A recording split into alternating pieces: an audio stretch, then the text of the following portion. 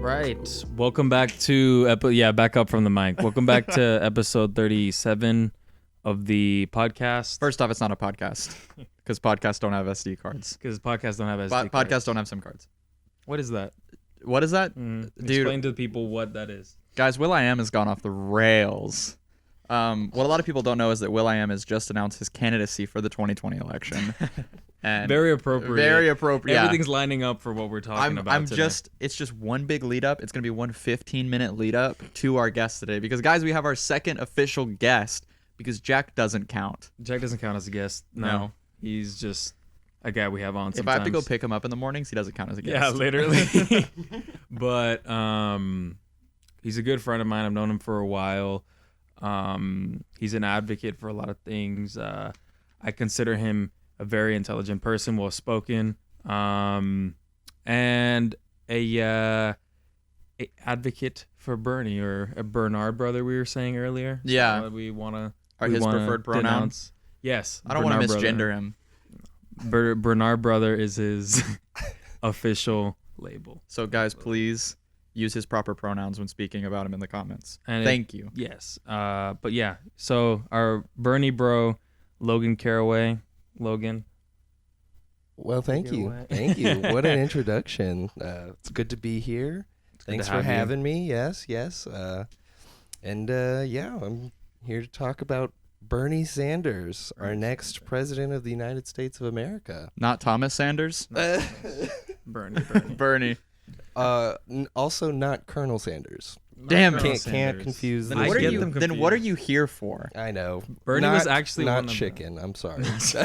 He's still finger licking good though. I'll tell you what. Bernie Sanders is finger licking good. But no, there's a number of issues that Bernie has like a very definitive policy plan for that I think it's a crucial time in our nation that these policy plans need to be implemented, especially like with the state of the nation right now. As it is, democracy is in jeopardy.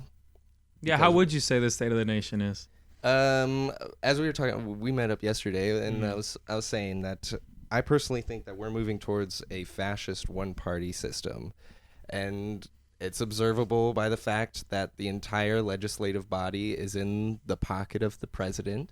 The Republican Party controls the Senate, led by Mitch McConnell, and Republican senators will literally do anything that the president wants them to do.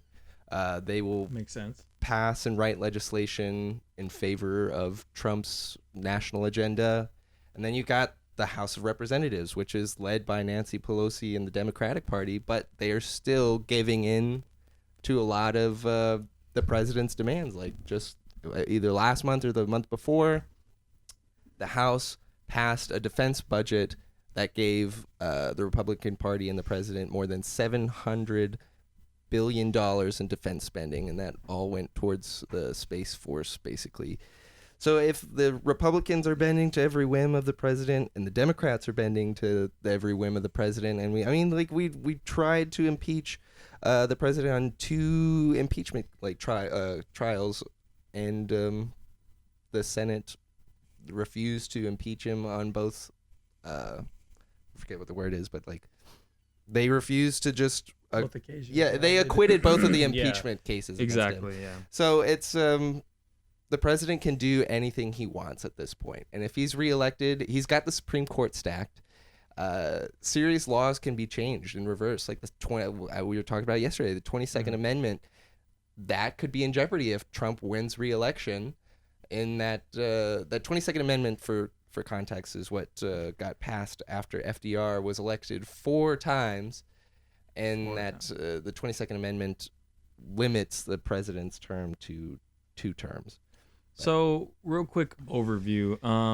When is the voting date for Texas, at least? March 3rd, which is Super Tuesday, which is when a lot of the primary elections are occurring. So that's coming up very soon. Early voting is happening right now. You maybe ask the day off if you have one shift. Maybe you can go before your shift. Yeah, you are legally allowed to take off work to go vote. on election day. So that Viable is- excuse. yes. Doesn't so take that long. You can do something else that day. So when Yeah, your and pulse is just- broken. Go online, look up where in the district that you are registered to vote. Just make sure you look into just polling locations where you can go and actually vote. But yeah, but the real reason I'm here is not to continually talk about the state of the nation, but no, it's just a the- nice. right. Like, yeah. but it's a good little segue into what we can do to change The state of the the nation. state of the What's nation. going on? And Bernie Sanders has a plan for literally all of it. So let's just jump on in. Let's start with Just delve. So before we jump on in, sure. Even more Um, preference. even more preference. Because last night we did meet up and we talked and you were telling us like all this stuff. Mhm. Why haven't we because you were telling us like how ahead Bernie Sanders has been like in all of the like polls and stuff. Why haven't we really heard about it a whole lot? Like why isn't he up there with like this is who's going to compete with Yeah. Donald Trump? Okay, so you're basing why aren't we hearing about Bernie Yeah. Sanders on a national level? But and he's all? winning. Yeah, Yeah, even though he's winning. He's getting all the votes. So he's gotten a majority of the votes in New Hampshire and Iowa, the caucus and primaries that have already happened thus far. And it's because this is my theory, and it's not solely my theory, but it's because news media in the United States, like every single news media platform except the nonprofit ones like NPR, they're controlled by 5 different media corporations. I'm pretty sure it's 5. It was 6, and I'm pretty sure one of them bought another one recently.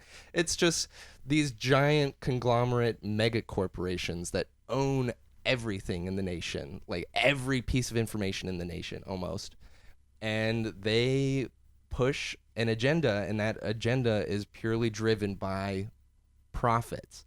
And so Bernie Sanders is a candidate who is wanting to increase taxes for these mega corporations and these multi-billionaires who control every aspect of our democracy, our everyday life. You can't walk outside or go online without seeing an advertisement for something or some product. And yeah, these news media cycles, they don't want a Bernie presidency because that will affect their profits and that'll affect their tax rates. So they're trying to push propaganda that goes against a Bernie presidency. And that kind of segues into his policy on taxing the rich. And so he's got a plan for the 99.8% Act to be passed, and that would establish a progressive estate tax on not only just like wealth, but inheritances as well. Okay. He wants to tax Wall Street speculators through the Inclusive Prosperity Act. And yeah, he especially wants to end tax breaks for the top 1%. So there's Okay. 3 families in the United States that own more wealth than the bottom 50% of the U.S. population. Three here's- families. Yeah, here, well, 3 individuals particularly. Let's Oh. see. We've got Bill Gates. He's got $89 billion. Jeff Bezos, Jesus. $81.5 billion, and Warren Buffett with $78 billion. So that's totaling up to about almost $249 billion. And that's higher than the wealth of the bottom 160 million Americans, which totals up to only $245 billion. So, yeah, and then you've got companies like Amazon and their CEOs like Jeff Bezos, who pays $0 in taxes. We pay more taxes than these guys. And so people ask, how are we going to be able to afford these programs that Bernie's got in play, a plan for, like Medicare for All, which I'll talk about. But people ask, how are we going to pay for it? These guys that aren't paying any taxes, these giant companies that aren't paying any taxes. So that's where a lot of the revenue is going to come from. And you think that'll be enough? That'll be more than enough. If the Okay. U.S. government, without these billionaire tax dollars, is Mhm. able to spend $700 billion on defense, which we don't need. The U.S. has the largest military in the world already it's not even comparable to any other military in the world. It's a mega police force, world police force. No one can mess with the U.S. military. So if we can spend that much without billionaire tax dollars on the military, we can for sure make sure that every man, woman, and child in this country has access to free healthcare. It's possible. I mean, it's already been implemented in so many other places. It's not. It's true. not possible. It's already in the works. It's true. And like, let's see, there is a Wall Street speculation tax that more than 40 other countries in the world have, like the UK, South Korea, Hong Kong, Brazil, Germany, France, Switzerland, and China. They all have this progressive, like Wall Street speculation tax.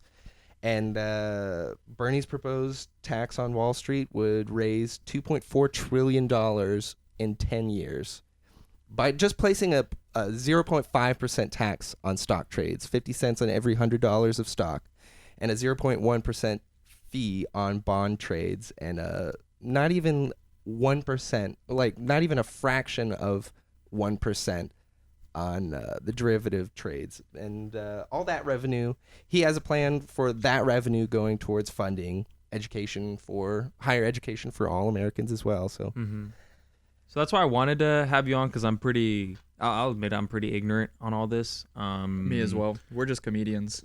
I know a little bit, and I just like having people who relish in an idea. So the reason, from what this is like somebody who doesn't really see much of that at all. The reason that I feel that they don't pay as many taxes is due to write-offs and stuff. Oh, for sure. Due to being like a company, they have money for the lawyers to figure out the loopholes. But what would you say is the reason for the fact that these billionaires aren't getting taxed? It's because they put money in the pockets of the entire legislative body that is sitting on Capitol Hill right now. Like these under the table lobbyists, like just handing money over to, here, I've got numbers here. Let me look for them. Yeah. Of course. I like that we've just had a still image of Bernie Sanders' Twitter. Yeah, here's The a entire radical time. idea. The person with the most votes should be the Democratic. It's better than nominee. Thomas Sanders, which we had on for a little bit. Yeah, I didn't That want to was remember unsettling. Vine. I really didn't want to think about Vine. Because Today was the last day I wanted to think about Vine. not just Vine, but Thomas. We've had a slew of things. It's just been I've been listening, so I just look up and see. This morning's been Mr. upsetting. Obama. We've seen too much Will.i.am. We've seen too much shirtless Obama. Yeah, We've at seen this point it is too much too much. Thomas Sanders. At this point, I've seen I think a good amount. I think I'm good for a while. Oh, for sure. Last night. So I guess Donald Trump had like a rally in Arizona last night, Okay. and I went to my girlfriend's house, and one of her cousins is like running for senator in Arizona, so he was there, and so her family was watching it, and it was crazy. Dude, he's got such huge turnouts at all his rallies. It was insane, and it was like on this like very far right news channel, which was also crazy. And Arizona's a pretty far right state as well, or it has tendencies to. I didn't know that. Dude, Yeah. it was an insane thing to watch. I was like, this is crazy. He's got such a massive following across the entire nation. It's undeniable how much support he has and his chances of winning. But anyways, I couldn't find actual numbers. I just wrote spend billions on lobbying, which is true. That's a lot, I couldn't but find an yeah, exact yeah. number though. But and that's just big pharma and private insurance companies. Those companies that are profiteering off of the medical industry in the United States, they're spending billions of dollars bribing legislators essentially on Capitol Hill.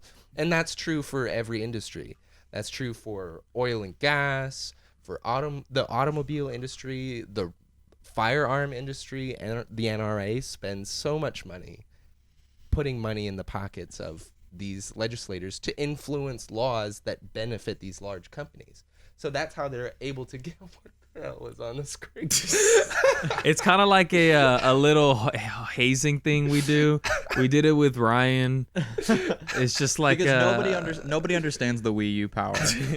So the Wii U, we kind of put up stuff. Well, Diego does while we're talking, and the point is to do this is to distract. But it's the first episode we talk about Thanos, and just in general, I feel like we talk about Yeah. Incredible. And We bring up Thanos a lot. So he's just kind of like a cornerstone of the big boys. Yeah, So I love it. You gotta That's a great we gotta show y'all. Yeah, we gotta show y'all what we're about randomly. But yeah, so we're gonna start taxing the rich in summation, and that's how we're gonna. of that point. Yeah. That's how a lot of funding for a lot of these social programs and economic programs that Bernie is wanting to pass. That's where a lot of it's gonna come from. So, segueing into Medicare for all. So we've got a Medicare crisis in this country, a health insurance crisis. Go off, King. 30 million Americans don't have health insurance right now. And health insurance rates are astronomical. Most Americans that do have Medicare spend like $10,000 a year.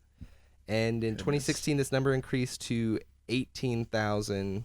Oh, no, 10,000 was the number in 2016. And that increased all the way up to 18,000, almost $19,000 in 2017. Wow. And it's rising from there. And health insurance is the number one cause of bankruptcy in America.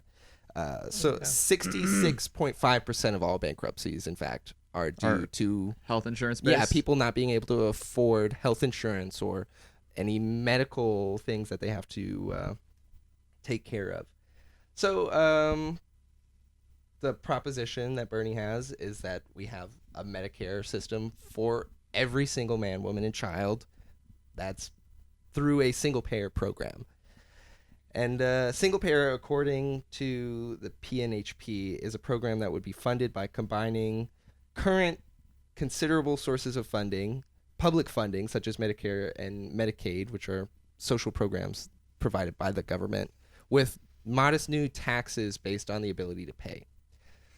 So basically, it would just be slight increases in taxes, but again, this would mostly affect the ultra wealthy and these mega corporations. But it would save so many Americans so much money every single year because they wouldn't have to go bankrupt to try and So if this is implemented, people still have their debt from the previous health related things that they paid off? No, actually. Or would that would expunge everything? Yeah, Bernie has a plan to expunge all medical related debt. And so that totals up to about $81 billion in medical debt. And he has a plan to completely erase all $81 billion of it. Jesus. Yeah. So, I mean, the healthcare industry last year made more than $100 billion in profit, while the Americans being affected by that are accruing almost that much in outstanding medical debt. So In profit. Yeah. So 1 in 6 In profit, yeah. 1 in 6 Americans, which is about 79 million people, have medical debts. So a lot of those people are becoming disenfranchised just because they can't pay these outstanding debts. So, and there's a couple different minor policies Bernie has in order to ensure that happens, like the Medicare Drug Price Negotiation Act, which would be a policy to negotiate with these big drug companies to lower prices of drugs, prescription drugs, significantly.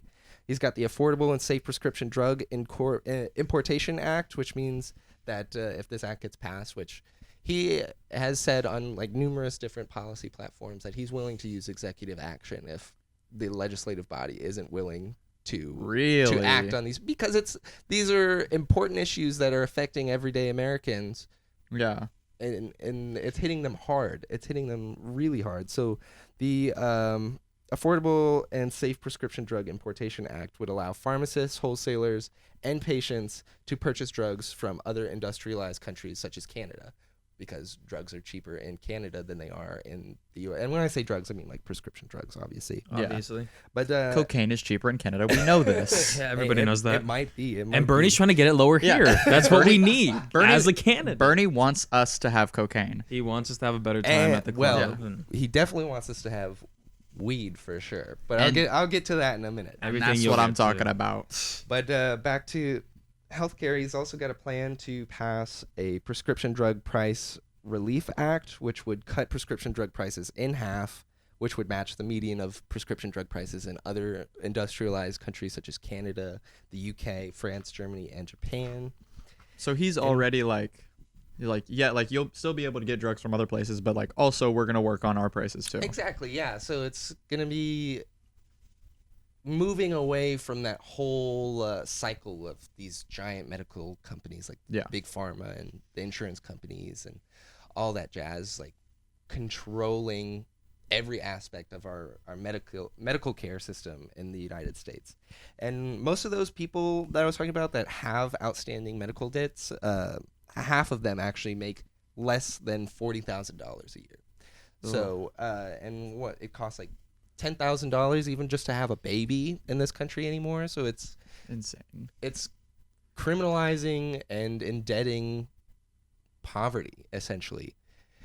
So if you're poor in America, you basically don't have access to health care. And so Bernie wants to reverse that. And in fact, in 2019, 8 million people were pushed into poverty because of medical debt. And 46 million people have a medical bill sent to a collection agency, which means if you don't pay your medical bills, they start sending these collection agencies after you to harass you, start charging ridiculous interest rates, and then the IRS comes after you and all that jazz. Imagine you have medical bills and you also have student expenses. Yeah. Right. And then that brings us to Bernie's plan Dude, the for segues. higher education. I know. The I saw a segues. transition Yes, and I was like, yes, I you want just to took say advantage. it. I want to Yeah. say it. I'll say it. So 30 years ago, a university degree in the United States was around like $3,500 a year, give That's or take. pocket change. Yeah, that's pocket change. And today, just for tuition and fees, it's around $2,000 or $10,000 a year. And then if you include like amenities, room and board and stuff, it's goes up past $21,000 a year. Jeez Louise. And median hourly wages for college graduates have increased less than $1 since 2001 when you adjust for inflation. So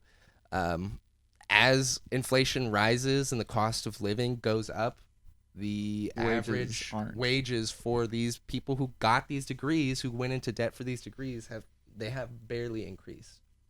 And so as a result of these ridiculous tuition and fees for attending a university to get a degree, 45 million people in the United States have around $1.6 trillion in student loan debt.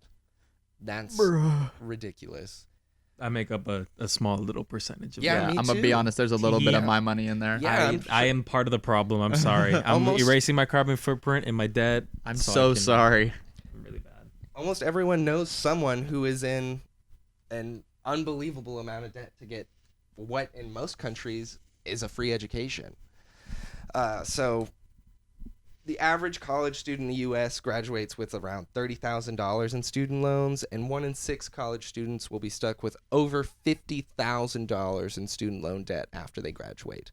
Goodness. Yeah, so to combat all these ridiculous numbers and just this perpetual system of being in debt, Bernie plans to pass the College for All Act, which will provide at least $48 billion per year to eliminate tuition and fees. And on top of that, he plans to cancel the entirety of that $1.6 trillion outstanding student debt, which would save those college graduates and college students more than $3,000 a year. Jeez. They can apply to whatever they're doing. Exactly, and in they'll their be life. able to save money for a house, for a car, for their children. Pay rent easier. Yeah, so like a lot of these students, especially today, our generation specifically, they're being targeted by these like huge numbers of like the cost of living, and so it's preventing us from truly living the lives that previous generations were able to live. And Bernie wants to change that. So, and 45% of all college students report struggling with hunger as well, on top of that, especially the ones that come from low-income families. And 56% report struggling with the cost of housing, and 17% say they experienced homelessness. That's fucking... Goodness. That number's too Can I- high. Seven- Yeah. yeah, Can I curse on this? 17%. Can I curse on here? Yeah, that's fucking stupid. Just for trying to go to school. 17%. They can't afford to be alive and get an education and have a house. So if they want to, 17% of these people, if they want a college education, or if they try to get a college education, it put them out on the streets. And Bernie wants to change that. And some of the ways he wants to change that is by providing Pell Grants to these low-income students to cover non-tuition and fee costs of schooling, including housing, books, supplies, transportation, and all that other jazz. And additionally, he wants to, because we all know that the most marginalized groups in America are the ones that are hit hardest by these ridiculous policies. So he wants to provide around $1.3 billion to private, nonprofit, historically black community colleges or colleges and universities. And he wants to eliminate and significantly reduce the tuition of these establishments for education. And that would support funding for some 200 schools, which would serve at least 35% of low-income students. And he wants to triple funding for a work-study program, which would provide a lot of students with the opportunity to be able to pay for their education while they're studying. Mm-hmm. And again, that Wall Street speculation tax I was talking about earlier, that would pay for a lot of this, for a lot of these programs, and would help eliminate a lot of these outstanding debts and eliminate the cost of tuition and whatnot. So, yeah. So yeah, I mean, it speaks for itself. It's just like these policies really, I can't really imagine how you'd hear this and be against it. Exactly. Education is like like a just human anything. right. It just sounds like that. Like whenever, like let's say people like Trump supporters, even if they said, "Hey, you can have free healthcare, you can have no student debt," those people probably have some debt on one side or the other. Mm-hmm. I don't think they'd be angry, Right. no matter who's giving it to them. Just when you explain, Yeah. that's another thing. I feel like people don't know enough. Another reason why I wanted you to be on here is that people don't know these policies. That they'll hear people talk about it, but you don't hear how they're gonna actually be implemented. Right. And there's acts that Bernie already has in place, and it's just awareness, really. I feel like. And one of the most important elements of democracy is that the voting body needs to be educated on these policy issues and who's running and the state of the nation, the history of the nation. So it's important to know all these things. I mean, obviously not everyone's going to know all the numbers. I pulled all the numbers from a variety of different sources and stuff. But we should know as Americans what laws affect us, how we shape those laws, who shapes those laws. So it's really important.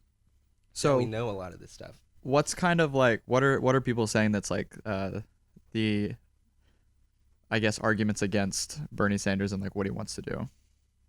What do you mean? Is it just like when people are like, oh well, like this, like he's not the good choice because of this? Well, people say that he's not electable, and that goes back to what we were talking about, the propaganda of these news media corporations. There's not a non-biased station out there. No, there really isn't. And then a lot of it has to do with like the fear of being taxed more than you already are. But again, these tax reforms will only really truly affect the billionaires, which a billionaire should not exist. There's no reason for a billionaire to exist, because like people like Jeff Bezos have more money than he'll be able to spend in hundreds of lifetimes. Yeah. So that money should just be used to support the American people. And really, I don't understand any arguments against Bernie Sanders. And like people claim that he's a socialist. He's not a socialist. He's democratic socialist, which is different. He still believes in some aspects of the free market system and whatnot, but with socialist economic and social policies. So there's really, I think it's just fear-based, and it's taught in our schools. It's taught in our news. It's taught online. It's taught in our life, really. Just I'm always scared. in general, yeah. Yeah. And for me, I think one of the most important domestic issues is criminal justice reform, because that's not talked about nearly enough in news media and in history classes, is that perpetual system of racism, institutionalized racism, that is still a problem in this country. Our country was founded on racism, and no matter how many institutions we get rid of, like the abolishment of slavery, the abolishment of Jim Crow laws, there's still institutionalized systems of racism that are suppressing and oppressing people of color and marginalized groups. And so I do really want to talk about criminal justice reform. So I'll start off with talking about different statistics. In the United States, there are about 2.3 million people who are incarcerated, Goodness. which is about 700 out of 100,000 residents. And more than 540,000 of those people are incarcerated without conviction or sentence. And that is mostly because they can't afford bail. So they're unlawfully being kept in prison because of poverty. So Wow. that again, I'm talking about the criminalization of being poor in the country. And 1 in 5 people are locked up for a drug offense. And I got these numbers from prisonpolicy.org. And so it's just like petty crime. 20% of the people locked up right now are in jail for petty crimes like drug possession. And what groups are more affected by drug possession than any other? It's the people of color. And black people especially are disproportionately victims of these different like incarceration rates. Mm-hmm. Because let's see. Yeah, you said some kind of wacky. I'm pretty sure you have it, but the number that you said of percentage to population to prison population. Oh yeah, kind of baffled me. Yeah, it's right here. The black people make up 13% of the United States population, but they make up 40% of the prison population. Almost half. Goodness. Yeah, and That's such a compare that flip. to white people. You've got 64% of the U.S. population is white, and then only 39% of them make up the prison population. So why are the prison populations not So proportionate drastic. to the U.S. prison Because there's studies that show that crime rates are relatively the same across all races, and especially drug uses. And most of the like drug charges in America are from people of color, even though people of color are using drugs the same rates as white people are. They're just affected differently. And then not to mention the fact that the amount of lethal force used by law enforcement in the country. In 2018 alone, there was 1,143 people killed by law enforcement officers. Black people were 23% of those killed, despite being only 13% of the population. I got that from mappingpoliceviolence.org. Yeah, and so, black people are incarcerated at 5 times the rate as white people, and black people are 4 times likely to be arrested for drug possession than white people. Goodness. Yeah, so that's institutionalized racism, because prisoners don't have the right to vote. No, they do not. They do, and Bernie is an advocate for giving prisoners the right to vote. And so if you've got such a high percentage of people of color in prison right now, that's taking away from the black vote in America. That's silencing black votes, which is what we've done under slavery, Jim Crow laws, et cetera, et cetera. And like, yeah, just so many times. Like, there's so many things you could name. Like And the you- poll tax, 3/5. Like, there's just literacy everything. tax, or literacy test. you, Oh yeah, the literacy test Yeah. for the voting. you would think that since the Civil Rights Act was passed, like these incarceration rates would go down, but incarceration rates have expanded so much since the 1970s. Crime rates haven't changed much, but the incarceration rates have shot up. The U.S. has the highest incarceration rate in the world. So, so here's how Bernie Sanders wants to combat that. Yeah, I was gonna Segue. say, how are we gonna, what he's gonna do about the impending U.S. prison? Blah, Yeah. blah, blah, blah, blah. First of all, we've got to ban for-profit prison systems, because the more bodies you have in these private for-profit prisons, Are prisons for profit? a majority of them are, yes. A lot of them that house these incarcerated individuals are for-profits. The more bodies you Interesting. have in these for-profit systems, the more money they're making. Bernie wants to make phone calls and video chats free of charge for prisoners, because communication with the outside world should be a right. They shouldn't be secluded from society. Incentivize local governments to end reliance on fines and fees for revenue, because there's a fine and a fee for almost everything you do wrong that is like goes against the law. Like every sort of law you break has an astronomical fee that will put you on your ass and Goodness. almost bankrupt you. So he wants to incentivize like state and local governments from doing that. He wants to pass the No Bail Act, or he did pass the no, or he was I forget what it was, but he was a big advocate for the No Bail Act of 2018, which would end cash bail and the criminalization of poverty. So like no more having to pay to get out of jail. And he has talked about wanting to withhold funding from these states that refuse to end this cash bail.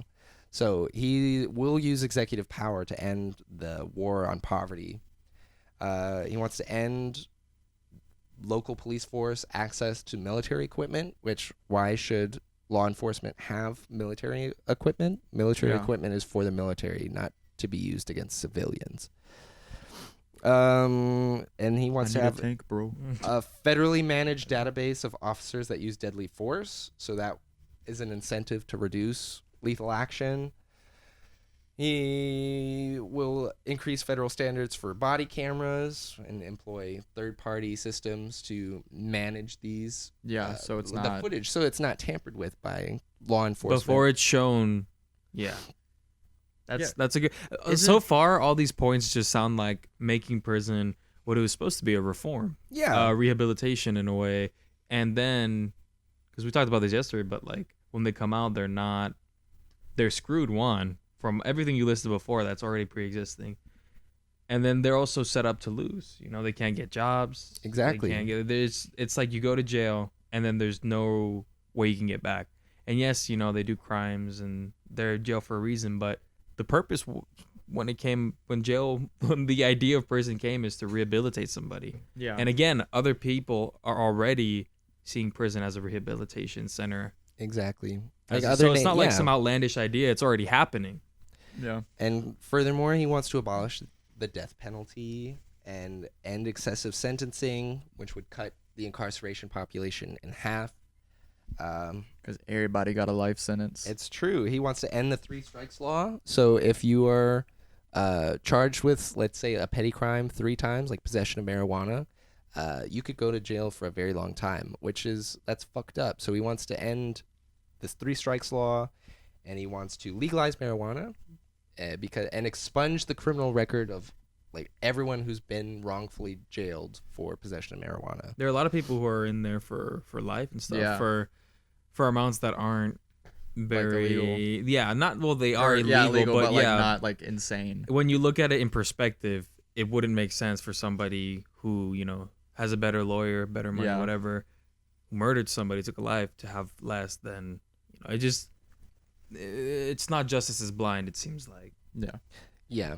And the other, going back to the criminalization of poverty, especially, there's so many homeless people who are arrested for just the fact that they don't have a being home. Homeless. Yeah. And that's ridiculous. So Bernie also wants to stop the criminalization of homelessness and poverty, and he plans to spend $32 billion over 5 years to end homelessness, to completely end homelessness in America. And a lot of that revenue would also come from, like we were talking about, those tax reforms. Corporations, whatnot. It's good you started with that then. Yeah. Go back to that, because it really is one of the main all-encompassing solution. And he wants to provide health care to these prisoners and free education, the right to vote, like I said. He wants to end solitary confinement and provide them with living, working wages, because prisoners make less than $1 an hour, and that's wrong.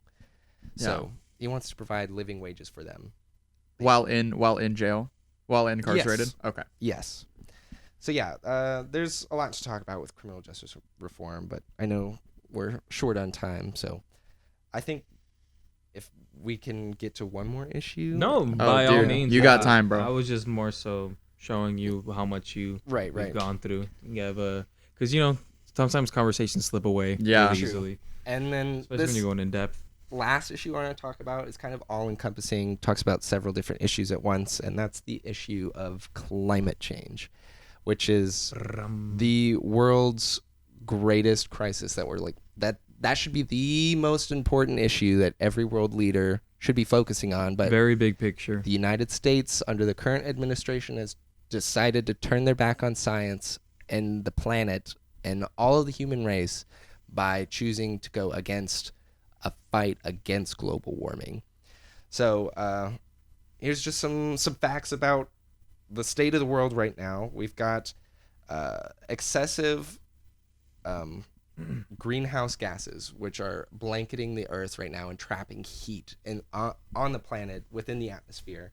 And a lot of these gases are being created by like fossil fuel companies and oil companies and whatnot. And it's warming the oceans. The ice caps are melting, which are increasing sea levels. You've got like cities in Indonesia, like Jakarta, is like, it's drowning. It's sinking. It's going underwater. And then you've got the continent like of Australia is on fire. The coral reef is dying because temperatures and acidity in the oceans are rising.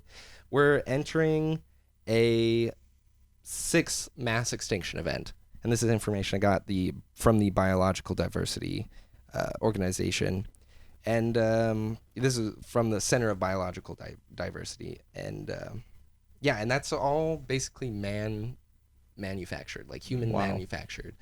And that's because of these giant companies that the government has given them endless permission to continue to destroy the planet with their carbon footprint. No matter how much we do as individuals to reduce our carbon footprint, if every American was able to reduce their carbon footprint by more than half, that still wouldn't help the planet because we still got these giant corporations that are destroying the environment continually. Goodness.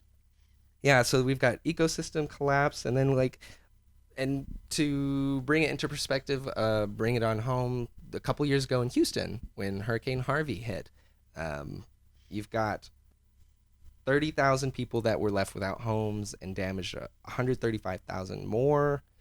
And hurricanes and other disasters like that are destroying these coastal cities. And another city that's under threat of being flooded and sinking is Lagos in Nigeria. So you've got all these natural disasters that are like, they're natural disasters. They happen naturally, of course, but in addition with the rising ocean levels, these natural disasters can completely destroy a city. They hit hard. They hit a little bit harder. harder. Yeah, they hit harder. Yeah. And it's according to the Natural Resources Defense Council, there's just 100 energy companies that produce over 70% of all carbon emissions on the planet. And during the 2018 cycle, the incumbent Congress members received more than $23 million from oil and gas companies. So that goes back to those companies putting money into pocketing them. Yeah, which allows them to continually destroy the planet. So to combat it, we've got the Green New Deal, which Alexandria Ocasio-Cortez co-sponsored. Love her. She's the greatest. My girlfriend. But Bernie girlfriend. is a big advocate of this plan, and Nobody ever says that. he will push for the Green New Deal to go through. So let's talk about it a little more. So we've got completely renewable energy for electricity and transportation by the year 2030. So within 10 years, completely renewable energy.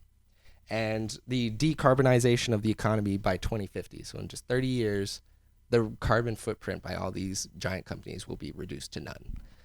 And we'll switch, these renewable energy sources will be solar, geothermal, and wind energies. So all things that we have access to right now, have had access to for a while, but these big companies just have hindered that switch. They found what worked, and then they didn't adjust to the newer times. I feel like. Mm-hmm. I feel like they just kept it, and then which was renewable resources, but the fact that we have new technologies and we still go back to what it's always been is kind of, again, it's for money, Right. and it's just like Exactly. And that's the big thing. That's what motivates and pushes everything is money.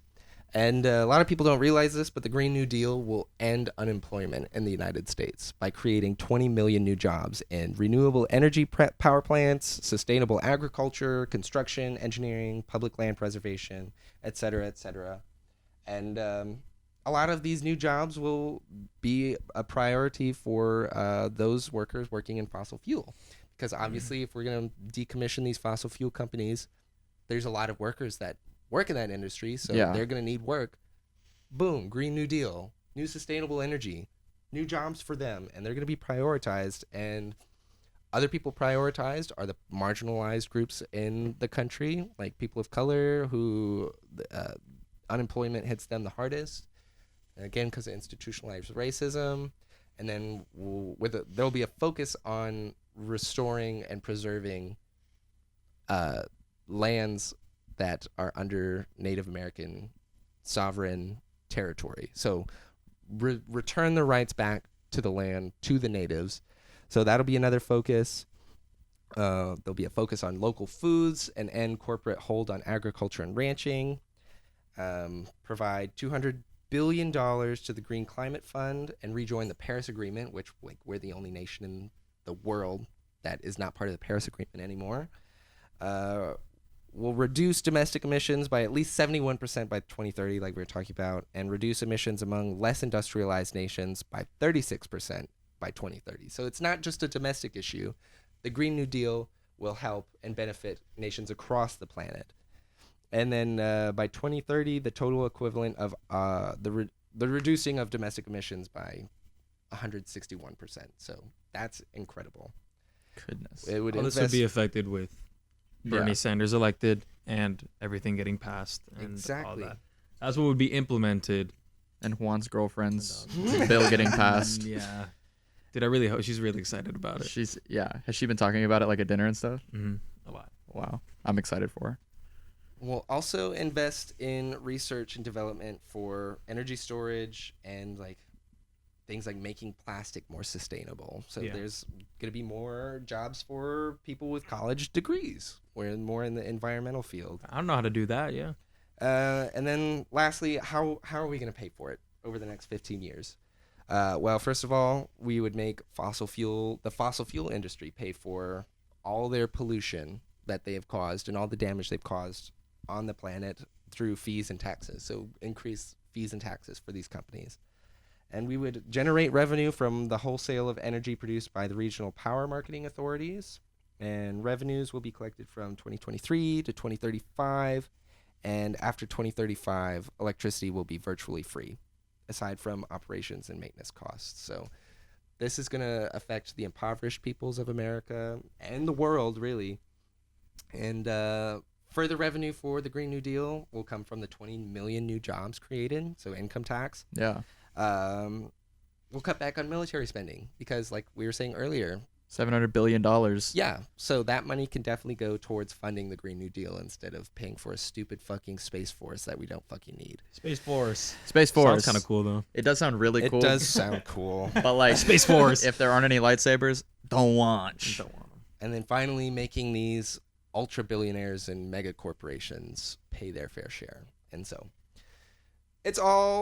this is just like a handful of the things that Bernie wants to do. There's plenty of other issues that we could talk about, but they're all achievable and they will benefit every single person, not just in this country, but on the planet. So do you think people should vote for Bernie? Oh, no. Absolutely not. That's the last thing you want to do. Just kidding. I think everyone should vote. Everyone needs to vote. Yes. But I think everyone should vote for Bernie Sanders, not for just you as individuals, but for your fellow Americans. Put yourself in the shoes of other people, especially people who are most strongly affected by all these economic and social issues and environmental issues. Because not everyone gets to live in a nice big house and not have to worry about medical fees and what's going to happen to their children and stuff like that, because there are poor people in this country. There are people affected by racism, et cetera, et cetera. So Bernie's got a plan to fix it. So thank you so much for coming on. We really appreciate it. Yeah, of course. Thanks for having me. Well, Sorry I talk so much. You're good, dude. We'll definitely have you on about closer to the actual election. Hell yeah. I'll have some more numbers, Hell more yeah, research. Hell yeah, dude. Hell yeah. Hell yeah. So big episode 37. The one I'm where we got Juan. political. I'm Nate, as always. I'm Juan. And I'm Logan. and he'll be back. I promise. Well, I can't wait. You will. Thank you. Thank you. Bye. But